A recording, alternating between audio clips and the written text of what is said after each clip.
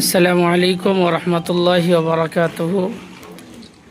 জয়নগর ২ নম্বর ব্লকের সকল সর্বস্তরের মানুষের কাছে, বিশেষত মুসলিম সমাজের কাছে নিবেদন যে আগামী ২০ অথবা ২১ তারিখে যে ঈদ উল ফিতর আসতে চলেছে বা হতে চলেছে, সেই সম্পর্কে আমাদের অভিভাবক কুলতলি থানার এই বকুলতলা থানার নূতনবাসী তিনি কিছু গাইডলাইন্স বলে দিচ্ছেন। আপনারা সকলেই এই বিষয়টাকে ফলো করবেন। স্যার বলেন। প্রথমেই বকুলতলা থানার পক্ষ থেকে সকলকে জানাই পবিত্র ঈদের শুভেচ্ছা।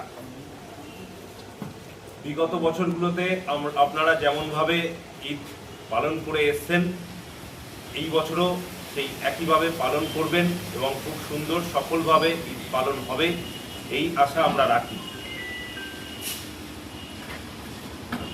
আমি আপনাদের সকলকে যে বার্তাটা পৌঁছে দিতে চাই, যেটা ভারতবর্ষ, এখানে হিন্দু মুসলিম একটা সম্প্রীতি বজায় রেখে আমাদের সংস্কৃতি প্রবাহমানভাবে হয়ে চলেছে, সেটা যেন একইভাবে থাকে এবং আমাদের ধর্ম পালন করতে গিয়ে অন্য কারো ধর্মে যেন আমরা ধর্মীয় ভাবাবেগে আঘাত না দিয়ে ফেলি, সেই দিকে আমরা সতর্কভাবে দৃষ্টি রেখে আমরা ভবিষ্যতের দিনগুলো পালন করব এই আশা রাখব।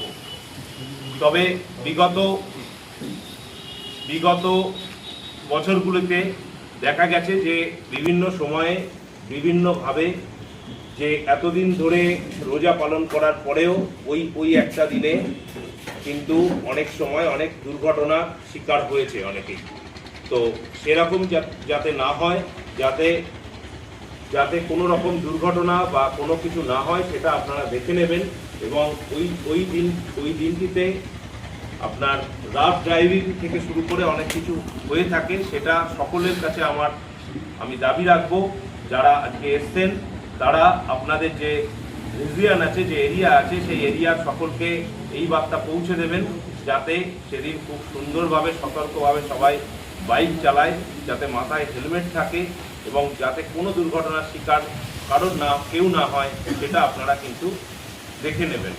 এবং পুলিশ প্রশাসন রাস্তায় থাকবে। আপনারা যদি কোনো সমস্যা সম্মুখীন হন, তৎক্ষণাৎ আমাদেরকে জানাবেন।